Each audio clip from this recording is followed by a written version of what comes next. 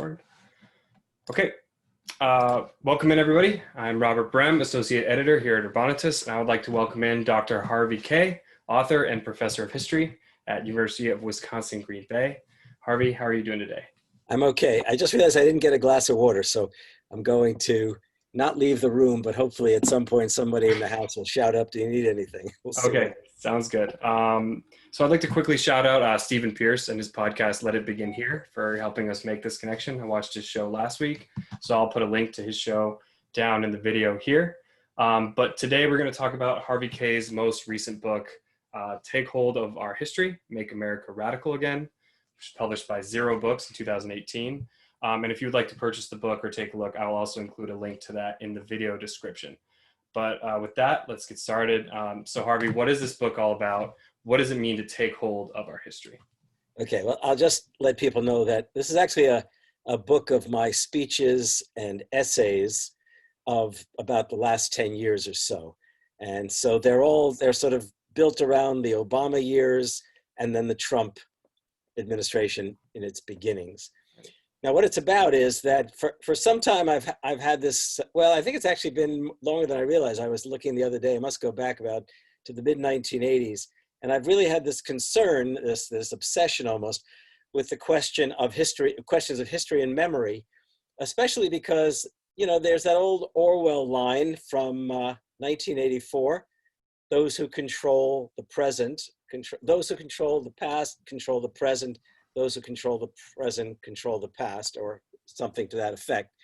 And it really did strike me back in the late 70s into the early 80s, the degree to which, and I was moving a lot between Britain and the United States at the time, it was really concerning me the degree to which both Margaret Thatcher, the Prime Minister of Great Britain, and Ronald Reagan, who became president in 1979, that in many ways they were echoing each other. And what they were echoing was this: they both were really laying hold of their respective nations' histories.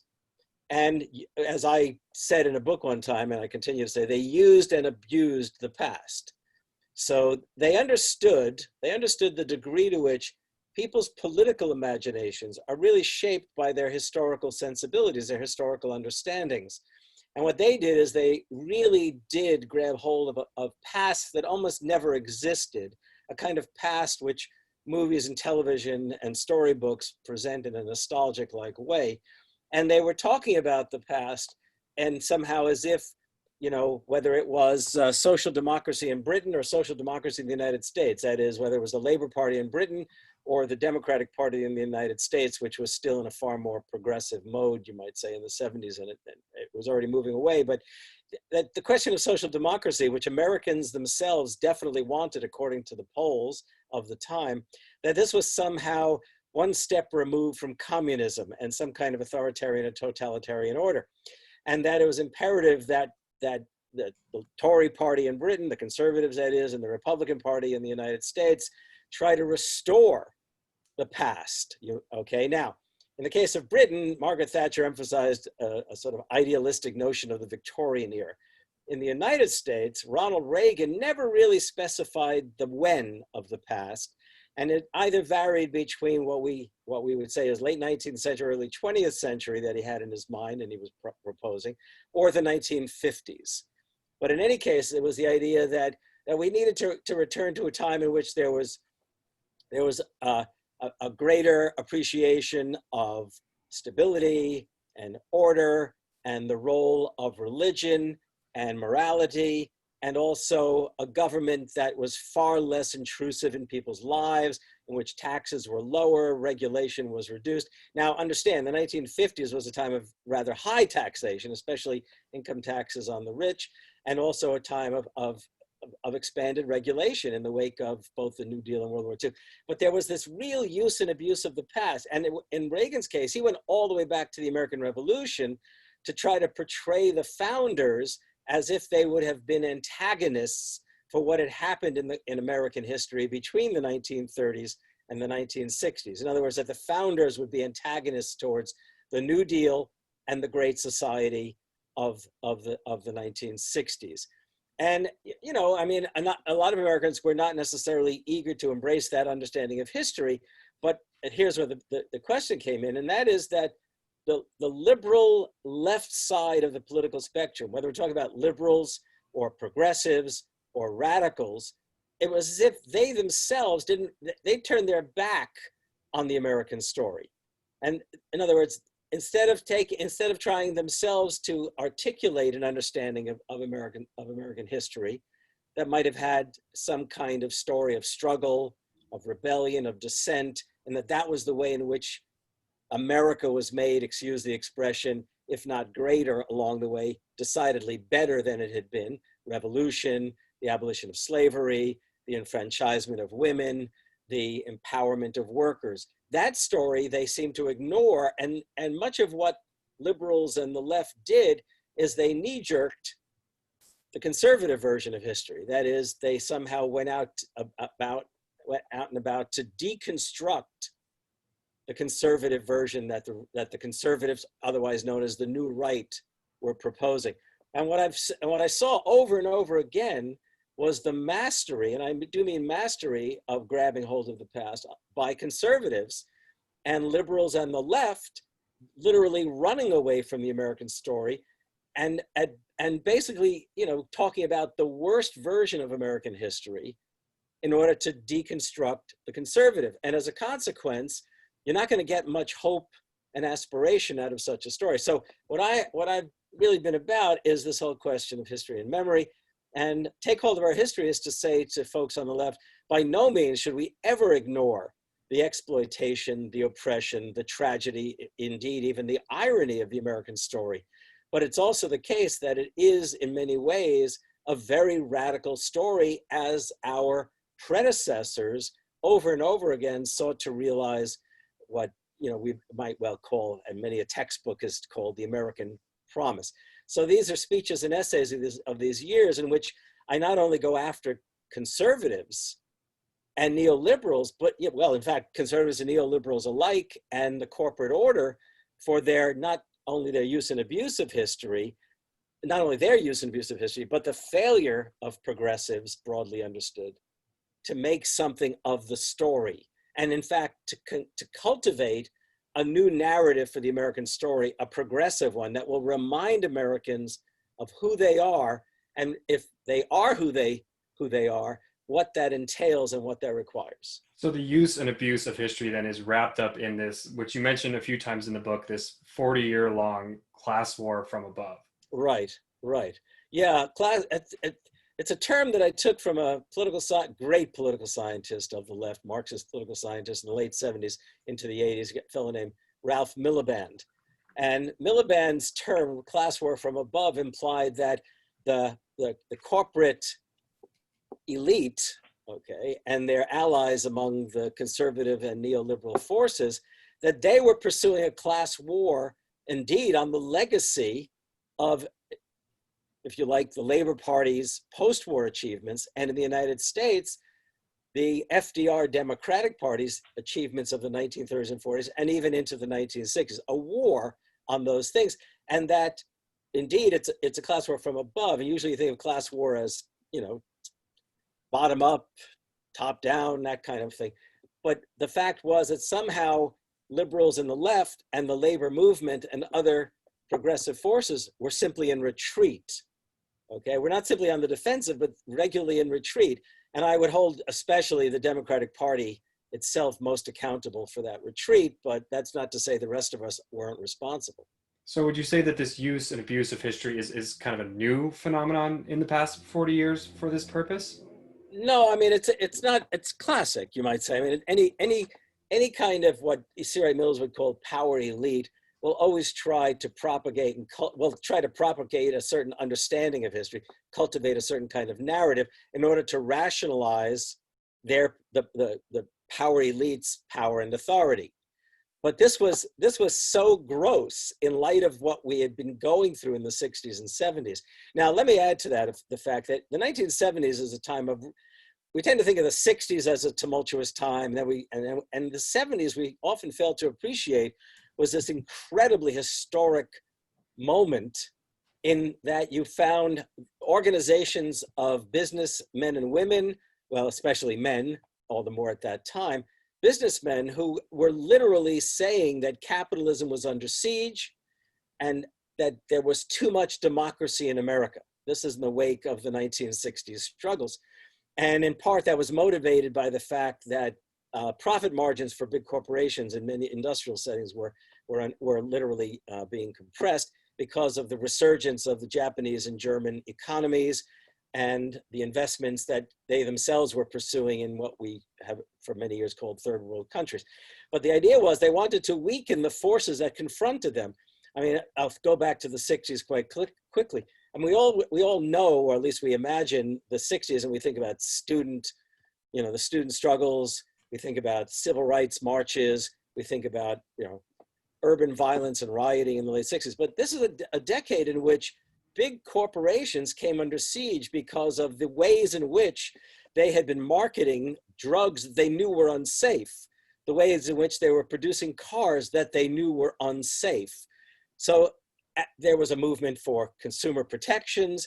There were the growth of the environmental movement. I mean, all of these things not only emerge in the 60s in a new way, but they also succeed in a new way in the 1960s.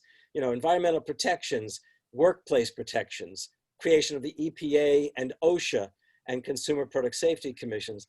So you've got this kind of pressure against big business. You also have not only the persistence of a very strong labor movement, a labor movement which is often forgotten, helped to underwrite both the women's movement in some ways and the civil rights movement in some ways. And this labor movement was itself in many ways sort of under pressure because of automation, industrial change. The industrial sector employment numbers may not have been growing and unionization may not have been expanding. But it was also the case that public employee unionism, which had really taken off after the war and began to win advances here in Wisconsin in 1959, we became the first, well, I wasn't here at the time, we became the first state to recognize the right of public employees to organize and bargain collectively. New York City followed, and this was happening across the country, which meant teachers were organizing, municipal employees, sanitation workers, I mean, on and on and on. So taxes were going up, regulations were being enforced, and big business, and by the way, big business, the rich were never really losing their hold, if you like, on their wealth. They were paying higher taxes, they were having to suffer more democratic regulation and control of their enterprises. But to reduce it to greed is to maybe talk about it too simplistically, but it was the case that they didn't like to lose the control. They didn't want to lose the power and authority they had in the workplace and in the marketplace. So as a consequence, they mobilized in the 1970s. While the left was fractured, and I mean, the conservatives and corporate moguls, business leaders, they imagined the left uniting in some kind of force. So you see such things as David Rockefeller, the head of Chase Manhattan Bank, and himself, one of the Rockefeller brothers. He's giving speeches to bankers associations and to other groups, basically saying, look, we're under siege. We're going to have to figure out how we're going to respond to these demands.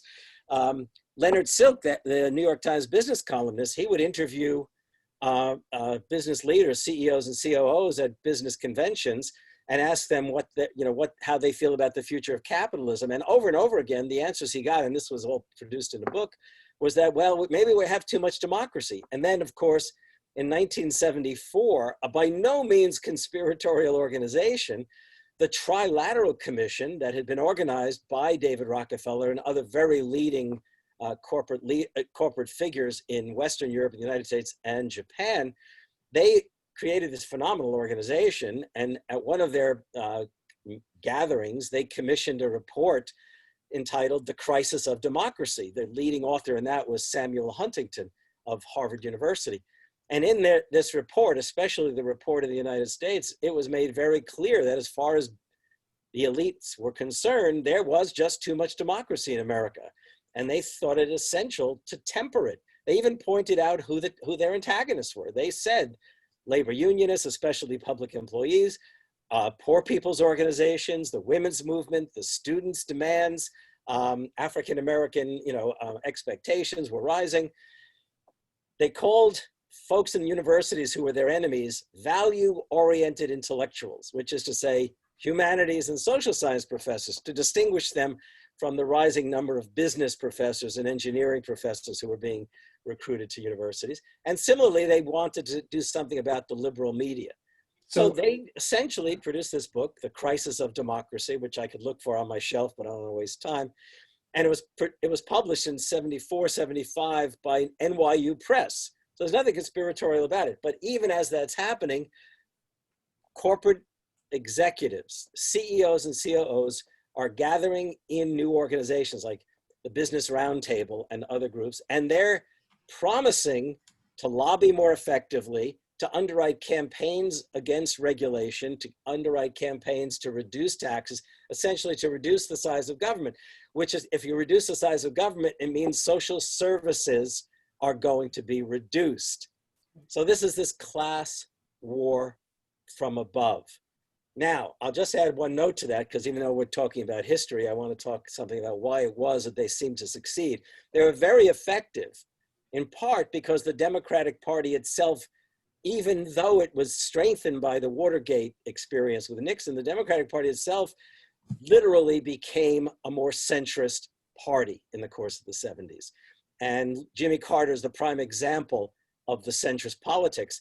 And Jimmy Carter's presidency literally paves the way for Ronald Reagan's presidency, the deregulation of sectors of the American economy, the speeches by Carter himself saying we have to liberate business, so we have to reduce regulation and lower taxes.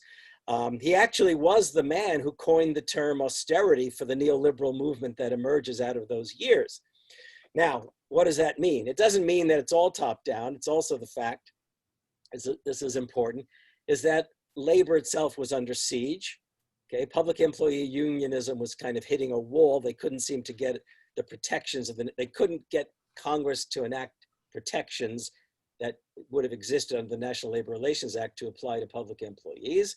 The unions themselves were really under siege by the fact that in the Northeast, corporations had already begun this process in the 50s and were now speeding up the process by which they transferred their enterprises to the South or West to states that had right to work laws. That means laws that would effectively inhibit, if not prohibit, effective union organization, or literally moving them abroad to Mexico, Malaysia, you can name the countries overseas. So unions are under siege, really feeling the pressure. Public employees are reaching a wall, you might say, in their capacity to organize. Already in the late 60s, after the Voting Rights Act, the conservative forces were already strategizing how to try to suppress the vote. I mean, in every which way, this was underway. And then you think about the fact that working people, as social services are reduced, as wages, working class wages haven't really risen since the early 1970s to this very day, by the way. So here you are, you're seeing your wallet emptying, your income emptying, your accounts are, you've got kids you want to be able to not merely to feed and clothe and send off to school, you want to be able to send them to college. You're under pressure, and your union's under pressure if the union is going to survive. The pensions are being literally, targeted by big business as something they'd like to back out of. So what do? Well, in steps the Republican conservatives, the new right, and they say, hey, we'll lower your taxes. We'll lower your taxes, property taxes, income taxes. And if you're losing, by the way, this is a time of stagflation. I probably should have laid out the whole economic history. If prices are rising and wages are not, okay, then the only way in which you can respond is to find some other means of protecting your income. You may well be willing to vote for a politician who actually is out to screw you, but is telling you we can put more money back in your wallet because we'll lower taxes. So I want to talk about yourself. So our last line is vote yourself a raise, you might say, was the unstated idea. Yeah, so I want to talk about that politician. I want to talk about Ronald Reagan because, first of all, you mentioned the book. He was a New Deal Democrat earlier in life. Once upon a time, back in the 30s. He was involved in labor as an actor as well. So how does he become the symbol of this? And also, not only how does he become the symbol of this new movement, how does he use history to make himself the leader of that movement. Yeah, well, his acting career was essentially coming to an end, except for certain kinds of TV opportunities. But the way I believe it was I forget it, it's been a while. It was either GE or the Westinghouse Corporation, but he's recruited by a major American corporation to be a spokesperson for the corporation. And he is sent around the country to speak at the plants and offices of these companies and to Chamber of Commerce gatherings. And he develops a speech during those years in which he is promoting the interests of business. And at the same time as he's doing this, he is moving to the right. He tells the story that in Hollywood, where he was the head of the actors union, that basically speaking, he saw communists taking over. Okay, he tells the story as if it was a threat to the entire nation. And what he's really referring to is that there were indeed communists who worked in Hollywood, but the fact is that it's a free country, that, at least supposedly, and McCarthyism is set in, and Reagan is very quick to distance himself from progressive forces. He himself has been a progressive in the 30s and 40s, and as he is recruited to be the spokesperson for Capital, he is moving to the right, and he becomes, he's a handsome guy. Okay, he may not be a fine, dramatic actor, but he's a damn good actor. He makes a really good speech. And by the time the 60s have come about, he's recognized as a conservative figure, somebody who can speak to that. And he is also then afforded the opportunity to deliver a major address on national TV, supporting Barry Goldwater's presidential campaign of 1964. And from there, he moves directly into political campaigns, becomes governor of California, seeks the presidency in the late 60s. That fails, but in the 70s is clearly someone who can challenge the Republican establishment and possibly win the presidency. Now, in the course of the 70s, it's very interesting, as I looked into Reagan's speeches, and I read practically all of them at the time, and I spoke to his speech writers, interviewed them. I spoke to his public relations director, who had been his friend from California days. And I said, where did Reagan, and I was particularly interested in this because of Reagan gave a speech which shocked conservatives in 1980 at the Republican National Convention. It was his acceptance speech of the nomination. And in this speech, he quotes three major American figures, one of whom was a Republican, Abraham Lincoln, though by that time, most Republicans had pretty much turned their backs on Lincoln. But moreover, he actually quotes Thomas Paine and Franklin Roosevelt, which, by the way, just literally, I don't know what words I want to use for it, but George Will was outraged. The leading conservative columnist, he's outraged. And why isn't it Edmund Burke, the British MP, basically the founder of modern conservatism? How come Reagan's not quoting Burke? Instead, he's quoting Thomas Paine, who is, the American revolutionary that the other founders themselves were often embarrassed by, because he was just so radical. That his arguments were so threatening that they would have been more than willing perhaps to have a republic, but no, Thomas Paine, he wanted a democracy. And he literally inspires farmers and artisans and laborers and even probably slaves who overheard the words of common sense, if not read it secretly if they could read. This was not the kind of ideas that the founders were keen to embrace. Maybe Jefferson would embrace them in spite of his sort of sphinx-like political life. But Reagan quotes him. And moreover, while Democrats had been quoting Thomas Paine probably since Franklin Roosevelt had been quoting Thomas Paine, and others did as well, they would quote him, "These are the times that try men's souls," things like, the sort of famous lines from The Crisis. But Ronald Reagan went deep into Common Sense, the pamphlet, the revolutionary pamphlet that launches the rebellion into a revolutionary spirit in 76. And what he quotes is, "We have it in our power to begin the world over again."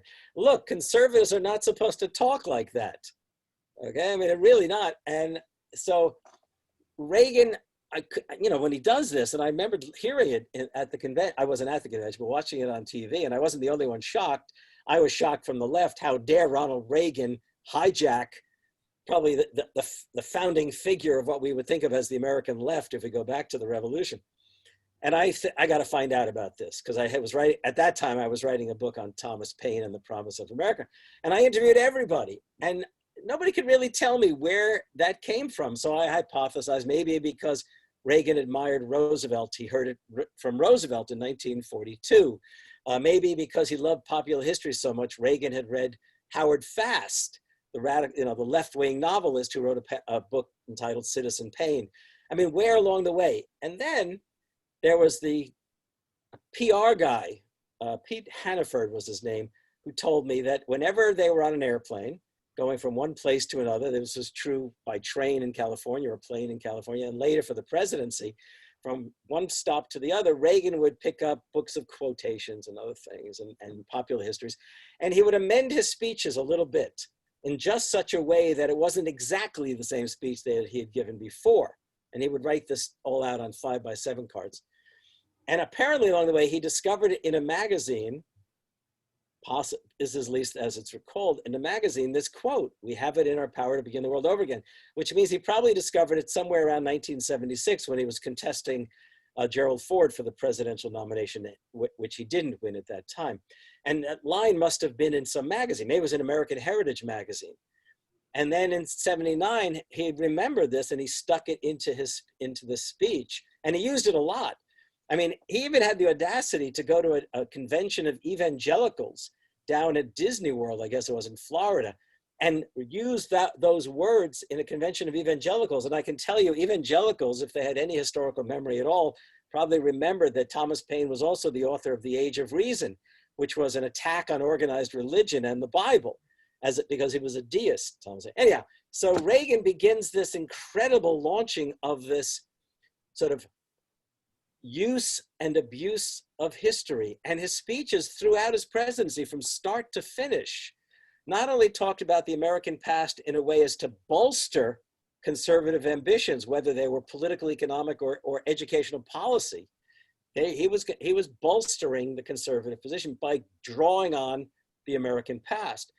He not only did that, he also regularly talked about history itself in a kind of grand philosophical way, divinely ordained America, things like that. And I mean, seriously speaking, the left always underestimated Reagan's brilliance. He may not have been a deep intellectual in any kind of scholarly way, but he sure as hell knew his American story well enough to turn it in the right, and I mean it in quote, direction, okay?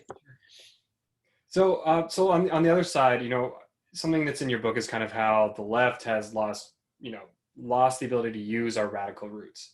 And I want to talk about one figure in particular, which is Martin Luther King. We've had some content on Urbanitus lately about Martin Luther King and his legacy and how people on the right and even on neoliberals have de-radicalized Martin Luther King. And you mentioned some of that in the book as well. Can you talk a little bit about that? Well, and I'll start off by saying something which I didn't realize when I was writing my book on Thomas Paine and his legacy, Thomas Paine and the Promise of America. And I came to discover it later as I threw myself into Martin Luther King's speeches. And there's one particular book which has an introduction by, I believe it was Vincent Harding, who I think has been a long, if he's still alive, he'll excuse me for not knowing, was at University of Denver, perhaps. I believe he was a theologian and a historian. And he introduces this one particular book of King's, noting the degree to which King had a very, very strong sense of history and never failed to reach all the way back to the Revolution in a critical way, but also to recognize the power of the American promise. But what really struck me in the book, I know that if anybody's watching this, that I probably hit my head saying, oh, I wish I had known this when I was writing my book on Thomas Paine. And it's this. It turns out that when Martin Luther King would go through periods of some despondency, which became all the more the case after '65, during those post Voting Rights Act years, he would recall Thomas Paine's line, and you'll see why I'm remembering this in particular. We have it in our power to begin the world over again. He writes this into his book. In other words, King himself he felt this connection to the most revolutionary of the founders, and King himself had a real sense of history. Now, the tragedy is that not only is he assassinated, but his memory becomes sanitized of its radical and social democratic and his labor unionist kinds of initiatives. I mean, for a start, King did use the American story, the radical dimensions of the American story, to bolster his claims for racial equality, racial justice first. Second of all, King was always reaching across to the labor movement. And there were African-American unions. And we shouldn't forget A. Philip Randolph as probably the first and foremost of the Black civil rights leaders regarding labor, as the head of the Brotherhood of Sleeping Car Porters. And Randolph and King, okay, have a, if you like, an important place in the American story in the 60s. At the moment of 1963 in the March on Washington, this was a march organized by Randolph and Bayard Rustin. It is underwritten in good part by the UAW, by the president of the UAW, Walter Reuther, which enables 250,000 people to make their way to Washington, D.C. And they invite King, who was not a part of the organizing effort, but they invite King, and of course, King gives the iconic speech, the remembered speech of the day. But what we see here is this unity of civil rights and labor, which Randolph had always pushed, and King himself took on as part of his struggles for civil rights. And let us not forget that the March on Washington in 1963 was the March on Washington for jobs and freedom. And so we forget the labor unionist that King was. Even, I mean, he was pushing those kinds of connections and saw that their labor could not get far enough without civil rights, and civil rights needed labor support.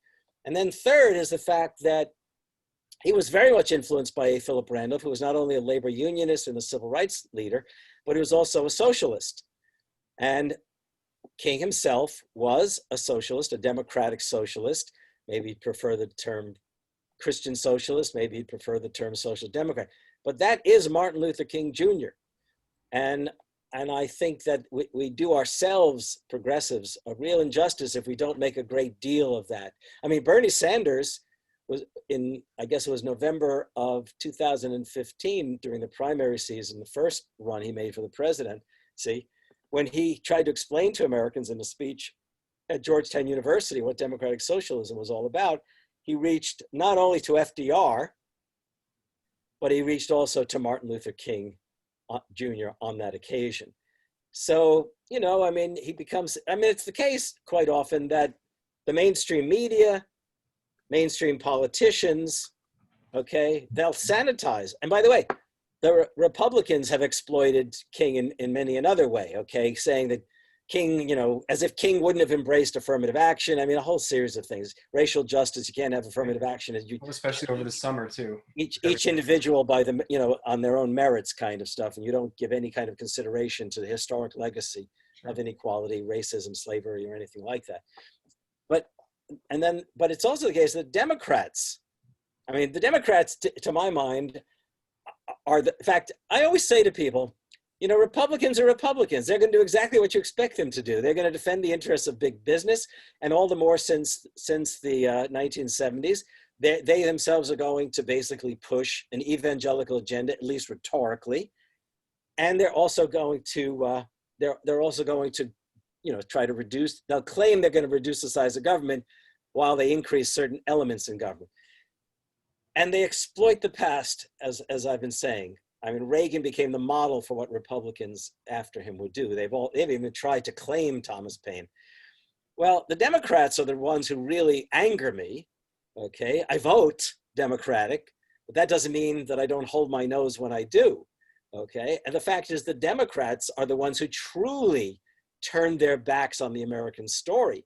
Once upon a time, when I was a kid growing up, every Democrat was a New Dealer, you might say. Every Democrat recalled in some way the Franklin Roosevelt legacy. Nowadays, I mean, I was thinking about the primary season that we just finished this past spring, and as much as Bernie had on his website and selected speeches references to FDR, he didn't even bring FDR into the debate stage. I mean, if you're going to push a social democratic agenda, then reach back to the great social democratic beginnings, which, by the way, actually go back to Lincoln. We can talk about that another time, perhaps. But FDR would never have called himself a democratic socialist or even a social democrat, but the liberalism that he was advancing was social democracy. Well, and you mentioned that in the book, is that something that maybe you would advise Bernie to do instead is not point to Denmark and Scandinavia as this is what democratic socialism is point to American history, to FDR, to MLK, and so on. Yeah. And again, I won't go deep into the social democratic stuff, but I want to just finish this point. In the debates of this past spring, Bernie had every opportunity literally to smack the likes of Klobuchar and Buttigieg and Biden and not Warren, because I mean, Warren and Bernie were not that far apart really. But he could have said to these Democrats, all right, he himself, was not officially a Democrat, but he could have said to them, what kind of Democrats are you? You've completely abandoned the greatest moment in the Democratic Party's history, the New Deal, right? FDR, Social Security, the National Labor Relations Act. And by the way, he could have added, when FDR proposed Social Security initially, the plan was to include national health care. Okay. Moreover, in 1944, when Franklin Roosevelt gives a State of the Union address, in which he includes a call for the creation of an economic Bill of Rights, he lays out a Bill of Rights that would include guaranteed health care for all Americans, all Americans. And why did he do this? Well, I mean, he wasn't fantasizing this as a possibility. He knew from public opinion surveys that the White House itself had commissioned, what do Americans want after the war, that 85% of Americans wanted national health care. So all Bernie would have had to do when they came to him and said, you're going to bankrupt the country, is call Franklin Roosevelt into the room, okay, evoke his memory. Anyhow, so similarly with Martin Luther King Jr., instead of seeing King simply as the great civil rights leader that he was, we should never forget his ties to the labor movement and also the fact that he was a social democrat or democratic socialist or Christian socialist, if you prefer. So why do you think the Democrats, they're not taking advantage of being able to use these radical roots in these ways? Well, there's a couple of things that have occurred to me. One of them is the fact that if you look at what we've done in the telling of the American story, very much say since the 70s, is that knee-jerk response to the conservative renditions of history has often involved, and I say knee-jerk because the answer, okay, so the tendency to erase the darker, sort of ugliest aspects of the American story that conservatives over and over again try to do, the answer has been on the part of the left to say, hey, don't forget, and to lay out the tragedies and ironies, the exploitation, the oppression, I mean, the truly sort of worst dimensions of the American story, and we see them all too often reemerge in the years even of recent times, in the ugliest form, of course, in terms of the imperative of the call for Black Lives Matter. Well, the point is that what we've failed to do, even on the left, let's start there, because the left doesn't often provide the politicians. We just try to provide the stories, is that we have failed to really advance the American story, to recall the words that Reagan had the audacity to quote. We have it in our power to begin the world over again. Look, Jefferson was a slaveholder, but he was still a revolutionary. And we hold these things to be these truths to be self-evident, okay, equality, life, liberty, and the pursuit of happiness.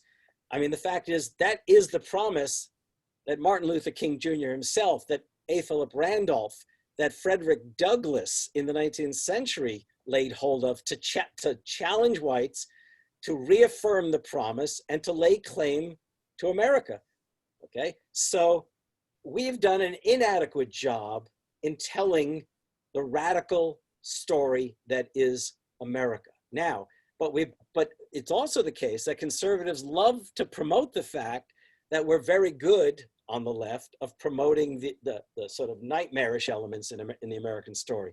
And I think, this is my theory, look, liberals have been running scared probably ever since 1972 when McGovern got walloped by Nixon in the presidential campaign. And I think that they say to themselves, well, I don't want to mention Jefferson. I don't want to mention that. I don't even want to mention, Lincoln. I don't want to mention Roosevelt, because somebody's going to say, but what about? Okay. In other words, a kind of fear sets in. So I think it's the case that we on the left fail to unify and articulate a story, and liberals who are either ignorant of the past. I often say conservatives don't want us to remember, and liberals have already forgotten. Sure. So how do we overcome that? How do you use Thomas Jefferson in this, in this environment where the what about is going to be the follow-up? Yeah, well, I wouldn't necessarily go around celebrating Thomas Jefferson himself. I mean, strategically speaking, but I sure as hell would like to I don't want any progressive politician to fail to cite the promise of life, liberty, and the pursuit of happiness. And I'll give you a good example of what it's definitely not my hero. Franklin Roosevelt in the 1930s. Franklin Roosevelt lays hold of the word life, liberty, and the pursuit of happiness. By the way, in 1932, his first campaign for the presidency, he lays hold of those words and calls for, this is the most forgotten speech in American history, considering how radical it was. He actually calls in 1932, not just in 1941, the Four Freedoms, or 44, the Economic Bill of Rights. In 1932, in San Francisco at the Commonwealth Club, in front of what must presumably have been the local elites of San Francisco, he talks about how big business has gotten out of control, that we somehow allowed them not to be subject to the Declaration, the rules of democracy that were initiated in the Declaration. And so he says, the time has come for a new declaration, an economic declaration of rights. Can you imagine? I mean, I'll tell you, what everyone says about Roosevelt, whatever his faults and failings were, he was definitely a man of the left, very much a progressive. We can fault him. Look, I mean, he left the American military segregated during World War II. He ordered the internment of West Coast Japanese Americans. We know the sins, okay, for which he'll always have to answer to history. But it's also the case that this was a very, very progressive and indeed in many ways radical American president. We had two truly radical American presidents, Abraham Lincoln and Franklin Roosevelt.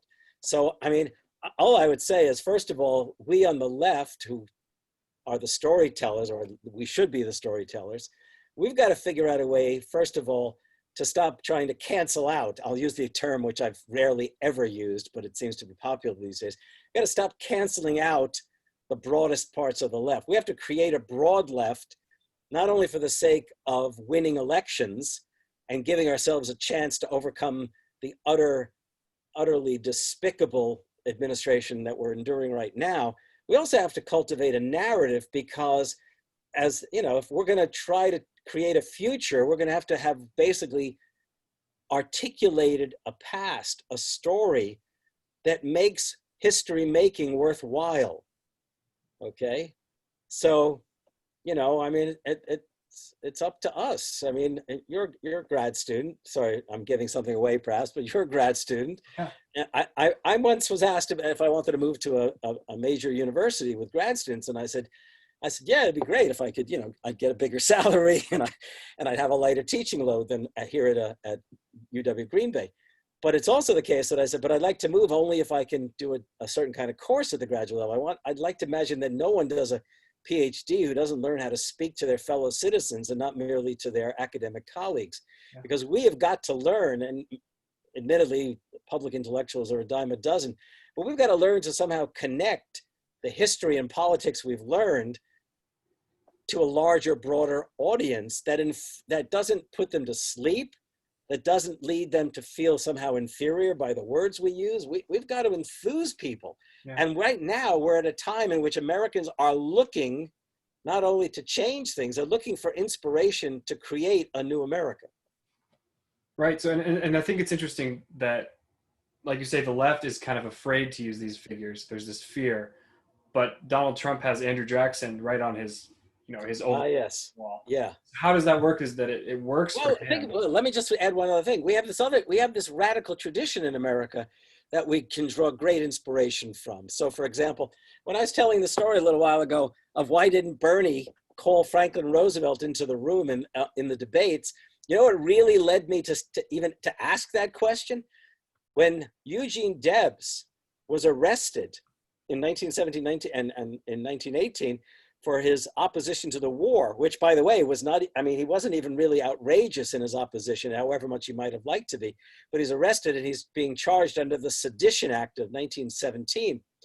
When he's defending himself, he actually gives a speech. I think he gave two famous speeches when he was on trial, one of which he refused to have a lawyer represent him. And what he does is he gives us, I think it was like a 2-hour speech, but the point is he calls into the room to defend himself the American revolutionaries like Patrick Henry and Thomas Jefferson. He calls into the room Abraham Lincoln, not only as the great, in quotes, emancipator, but also as a president who had decidedly radical inclinations, but also had dissented against the war in Mexico. And and by the way, he also calls in his hero, Eugene Debs, the great labor and socialist leader, had 3 heroes: Patrick Henry, Thomas Paine, and Jesus. Okay. And Paine was perhaps his foremost hero, because it was Henry who was the orator that he admired, Paine, the radical Democrat that he embraced, and also the pioneering social democrat. So when I think of that, I think of Debs' example of calling into the room these figures. Eugene Debs, Mother Jones embraced Thomas Paine, and that's all in my book, Thomas Paine and the Promise of America. But one of the things that I learned by writing about Thomas Paine and his legacy, I ended up rewriting the American story, I hope, is that every generation of radicals, the people that we might admire or should admire, that they look back and laid claim to their predecessors' life, labors, and legacy. And we have failed to do that, I think. So then, and I want to, yeah, no, I think that's true. And I want to make sure we stay on this point, because the Donald Trumpism now, in a sort of a way that Reagan did, it is, I don't want to say they're using history, because what they're using is mythology of Make America Great Again, as, this, yeah, right, this fictional time period. And yeah, how are they able to use that? Right. And Trump, by the way, if you didn't just say that, Trump literally plagiarizes Reagan. Make America Great Again was actually Reagan's words, and Trump just plagiarized them. Right. So how is that successful? That abuse of history, or that abuse of mythology, how is that successful? How is it okay to put Andrew Jackson on the Oval Office wall while the left struggles so much to call these historical figures into the room? Well, I mean, putting Andrew Jackson on his wall in the White House is the least of Donald Trump's sins. Sure. Okay. Of course. No, and it's also the case. I mean, Andrew Jackson was, something of a proto-populist when he was president for, certain white interests. So I mean, one could see the degree to which Donald Trump is emulating the Andrew Jackson story. And let's not forget, for so much of American history, Andrew Jackson is portrayed in almost heroic terms. For, I think Kitchen Cabinet comes out of the Andrew Jackson period. That he even had working people in his, in the White House, as if they were going to not only cook the food and eat the food, that they were somehow going to speak to him over dinner about what he ought to be saying. And it was the quote-unquote war hero side of Andrew Jackson too. Yeah, right. Even though the Battle of New Orleans took place after the War of 1812 was over. Right. So, I mean, that's interesting that Trump calls to him, but still this idea of mythologizing the past is effective for the right now. Yeah, I mean, look, it would be easy for me to say, let's start mythologizing the past that I like. Right. But my thinking is we don't even have to mythologize it. The past is ours on the left. Look, no Thomas Paine and his common sense, there would have been no American Revolution. Right. The American Revolution is, one could say, is already underway, but it's not until common sense appears that it goes from being a defense of the rights of British subjects in America to being a war not simply for independence, but for the creation of a democratic republic. Right. I mean, when Paine talks to Americans about the imperative of declaring their independence, he leaves that like a good number of pages in. He first talks to them about democracy, talks to them about the imposition of the bullshit of the British government and constitution, talks about the lunacy of monarchy and aristocracy. And he's basically saying to them, you have it in your power to begin the world over again. And it doesn't say we have to fight for American rights. He's essentially saying we have to fight for human rights, for universal rights. So, I mean, the past is on our side in that respect. I know there's this cohort of historians who'd like to cancel out Lincoln, but Lincoln is not only someone who hated slavery. I know he was willing to talk colonization as his answer to what to do if there should be emancipation. But it's also the case that when chastised by by Black leaders, he backed off and he saw things utterly differently. When Black slaves were en masse leaving their plantations and running to the Union lines, seeking to serve the Union as laborers and as soldiers, Lincoln was empowered at that point to sign and issue the Emancipation Proclamation. He was ready to be the president who brought an end to slavery. Well, he only lived 1 year into his second term, and he never got to live to see Reconstruction or comment on it. Right, and there's one other beautiful thing about Lincoln, as long as I mentioned it earlier. Lincoln was, in many ways, our first social democratic president. He signs into law in 1862, not only the Morrill Act, which is the Land Grant Act, okay, that is the law that provided federal lands to states to convert into resources to create state universities so that the kids of working people, whether they were in rural or urban areas, could go to university and not have to worry about paying the fees of a private college. I mean, this is like the first version of Bernie's call for free public higher education. Now, I'm not kidding about that. That's, first of all, it's called the Land Grant Act. And every state in the United States, not only the ones that were there in 1862, but even in Alaska, there are now land grant universities. I went to one as an undergraduate, Rutgers University in New Jersey, and it had already been a private colonial college and became the state university. Here in Wisconsin, I teach in one of the campuses of the land grant institution. University of Minnesota is presumably the land grant institution of the state. So, okay. He also signs into law the Homestead Act, which turns the upper Midwest and parts of the upper Midwest and Plain states into lands made available to immigrant families and families in the East who want to establish family farms.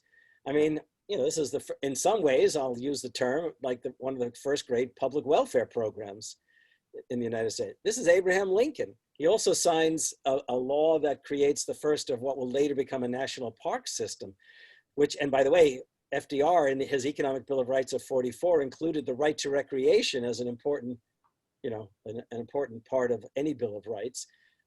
So, I mean, there are other things he does. The point is, Reagan wanted to build America, not Lincoln. Sorry, I'm going back because I was talking about Lincoln and Reagan before.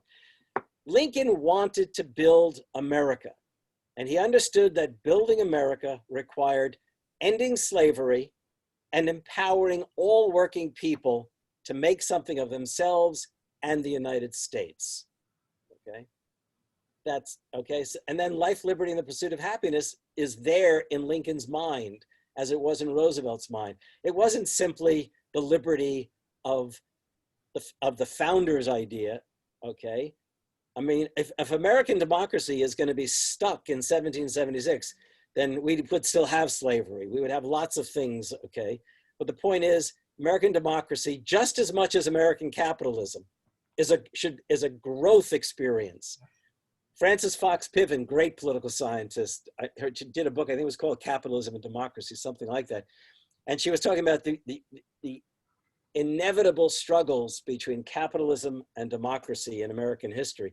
And one of the things that it impresses us and with a certain idea, it gives us idea that we know capitalism is meant to grow, whether we like it or not. What we often fail to consider is that democracy is not meant to stand still either. Okay, whereas FDR once said himself, democracy is not static. Okay, it must live, and to live, it must grow and expand. So, I mean, I think the best of our presidents and the best of our progressive leaders understand that. And the best way to, if you like, liberate Americans from the illusions of conservative ideas is to remind them of who they are and how it is that what liberties they do enjoy, or are at least promised, are not simply divinely ordained. They are won. They are won in struggles, and they the story of America is the story of those struggles, not always victorious, but not necessarily always defeated. And the greatest of the struggles have seen victories. So I think that's like a perfect way to bring me to I think my favorite quote from your book, which you gave at the speech you gave at the Four Freedoms Park in New York City in 2014. Yeah. And your quote was, "The only way to truly defend, secure, and sustain American democratic life is to progressively enhance it." So how do we progressively enhance our democracy? And Yeah, how does and that secure and sustain it? the historian in me wants to make sure that credit is given where credit is due. Okay. I found the idea for that quote, or my own words, in the writings of Henry Demarest Lloyd, and who was a progressive journalist around 1900, who said that liberty, the defense of liberty, requires more than vigilance. Okay, more than vigilance. If we are going to defend the freedoms that our fathers and mothers bequeathed us, we must create new freedoms for our children. Okay, and then I found, and finally, after years of trying to rediscover where I got those words from, of the progressive journalist, he apparently garnered them from Wendell Phillips, the 19th century radical abolitionist, pro-labor, social democratic kind of figure. And Wendell Phillips had said something to the same extent that he did. So the way I simplified it, it was to say, look, if you're going to defend and secure and sustain American democratic life, you have to recognize that it requires growth. You can't stand still. I think, Howard Zinn once said, you can't stand still on a moving train. Okay, well, it's like that. Democracy must. It's like was it even Hamilton or somebody in the Revolution said, or the Constitutional period said, the United States is a grand experiment in democracy. And think about what an experiment entails. An experiment entails testing the limits, pushing at the limits. So if democracy is to survive, we need to enhance it. We need to extend and deepen it as much as we can in every generation. So, if we're going to defend it and we're going to secure it, we have to progressively enhance it. But by the way, I want to go one step further. I actually make the argument in this book, the subtitle of Take Hold of Our History is Make America Radical Again. I think Americans were turned into radicals by Thomas Paine in 1776. And I think there's a kind of radical democratic imperative in American life that the powers that be have always sought to suppress or to contain. And there are times when it just explodes. And the idea is, to the degree to which it's going to explode, let's turn it in a truly progressive democratic direction. And let me give you 3 moments in American history which really prove my point, I believe. 1776, the 1860s, the 1930s, and 1940s. I mean, if there was anything that was going to be an American experiment, it was in mortal danger in the 1770s, in mortal danger in the 1860s, and in mortal danger in both the 1930s and 40s. That is, the American Revolution, okay, would there be a United States even? The Civil War, would the Union be sustained? Would slavery finally be, in essence, would there be a United States that lived up to its promise or not? Would it divide in two? 1930s, the worst economic and social catastrophe in American history, maybe in global history, that is the Great Depression. And 1940s, the fascism that emerges in the 30s, both in Europe and in East Asia. There was no guarantee America and its allies would win the war. I mean, no guarantee whatsoever. So think about how it is that we won the revolution for ourselves, how we won the Civil War, the North and the West, how we defeated or transcended the Great Depression and beat the fascists. Well, we created a democratic republic for all of its inadequacies, for all of its sins of omission. We created the makings of a democratic republic. And I can get into deeper things if you and I ever return to the subject in the future. Yeah. Lincoln I opened that book, Take Hold of Our History, with Lincoln speaking to basically by way of the address he's going to give in December 1862, what we now would call a State of the Union. And he says, fellow citizens, we know what we must do. The Civil War has begun. We know what we must do. The whole world knows what we must do. We know that we must bring an end to slavery, okay? And moreover, we do it not only for the sake of the slaves, we do it for ourselves. And that's where he literally is going then on January 1st of 1863, he's going to issue the Emancipation Proclamation. So in other words, it's literally this radical revolutionary act of bringing an end to slavery, which saves the Union, as Lincoln recognizes that's the way to do it. And indeed, let's not forget that in the course of the war, 250,000 blacks serve in the Union cause, okay, which may well have enabled the Northern victory. And then in the 1930s, we often don't recognize how truly radical that decade was in terms of both the radical movements from below, especially the labor movement, but also decidedly the fact that we actually do empower working people in an unprecedented way, not only by way of the creation of Social Security and trying to abolish poverty among the elderly, but the National Labor Relations Act, which in its day was really a radical act, because it isn't just saying we're going to assure workers the right to organize and bargain collectively. It was called industrial democracy. We're going to give them a voice in industry. And we're also going to say that the federal government will back them in their efforts to organize. So, it's the case that when Americans have confronted mortal crises, they've been lucky, you might say, Washington, Lincoln, and Franklin Roosevelt, but it's also the case that they have risen up and transformed the United States in radical ways. And that's where we are today. Yeah. Look, the pandemic is like the sort of the poisonous cherry on top of 45 years of that class war, in which we've created an inequality that, if it isn't exactly the same, it's worse than the Gilded Age of the late 19th century. So, the challenge is before us. And, in the most immediate sense, you got to vote blue and elect Democrats, hoping that the more progressive elements of the Democratic Party find their way to literally take charge after January 21st, or whatever the day is that we inaugurate the president.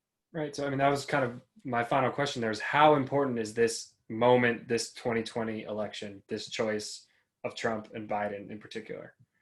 Yeah, I've gone through enough elections where I've heard people say this, all of history hangs on this election. And in many ways, history always hangs on presidential and congressional elections. But I've gotten to the point where I say to people, if you can see the depths of despair that we are in, politically speaking, but not fail to see the degree to which Americans themselves want to liberate themselves from this scourge, the best proof of which, whatever comes of the Black Lives Matter movement in the near future, it's the fact that was the largest set of demonstrations in American history, and it was decidedly interracial, multiracial. Everyone was out there. It showed how the degree to which young people in particular were saying, okay, the future's at stake. We're going to try to make history. So you find that the size of the movement, the young people engaging, to be more important than the particular election that we're facing, the decision? No, I don't want to rank them. Right, the election is fundamental. Sure. If we don't win, I don't know the kind. This has been think about the presidential executive orders from the very beginning that this monster of a president has issued. Think about the fact that he has literally surrounded himself with people who are prepared to break the law, pursue the most corrupt practices in order to sustain this administration and cushion the nests for themselves after the administration, which they hope will not be next year, but 4 years away. Moreover, a president who has absolutely no concern for trampling on the Constitution and is empowered by an attorney general who has little concern for a Constitution, and a Republican Party which will go down in history as as one of the vilest political forces in American history. Sure. So I want to end actually with a little bit talking maybe about where you live in Wisconsin. what's happening there in the lead up to the election. I mean, when we spoke privately a couple weeks ago, you mentioned some things you noticed last time that gave you some warning signs of the result in that state, which was that Hillary Clinton lost. What are you seeing this time? Well, what I'm seeing this time is the fact that whether it's the state legislature, which is Republican dominated, or the Supreme Court of the state of Wisconsin, which is, and I don't want to say conservative dominated, I'm going to say it is right-wing Republican dominated. We are seeing effort upon effort to suppress the vote, to make this election a scary affair, okay? In some ways, to make sure that not only Republicans win, but that Donald Trump, whether he actually wins the state or not, will be able to fight legal battles to try to keep himself in the White House. Now that's the scary part for me this time, okay? If the polls are at all true, then it's fairly clear that, you know, once again, the majority of Wisconsinites do not care for Donald Trump. And last time he won the popular vote, but it's also the case that the Democrats just plain blew it. And my fear, by the way, is that the Democrats in these last, how many weeks we got left now? I don't know, just maybe let's say 5 weeks. Okay. Maybe it's 6 or 7. But the point is that in these weeks, the Democrats right now could still blow it.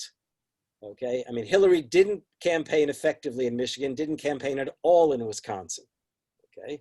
Right. So in other words, she not only failed to offer an agenda and a vision that might appeal to the majority of working people in this state, she also failed to come and remind African Americans in Milwaukee and elsewhere that I need your votes, okay, period. But she didn't do that. And my fear would be that Biden might, I mean, he'll show up in some way, and I believe, and Harris has already come, but it requires more than just showing up. And right now, the Democrats are not offering an inspired vision or platform. Fighting for the soul of America may sound like a good soundbite, but it's just not going to motivate people. Just not. So, and right now, if Wisconsin right-wingers have their way, people may well have trouble casting their mail-in ballots, and even a bigger problem showing up to vote, given, you know, the possibility that we could see the beginnings of the second wave of the pandemic. Right. Okay. Well, I think that's about all the time we have. I want to shout out again to Stephen Pierce from Let It Begin Here. And thank you, Dr. Harvey J, for coming and joining us. This is his book again, Take Hold of Our History, Make America Radical Again. You can find that on Zero Books. I'll put a link down in the description. So yeah, thank you so much for joining us. Robert, thank you for the opportunity.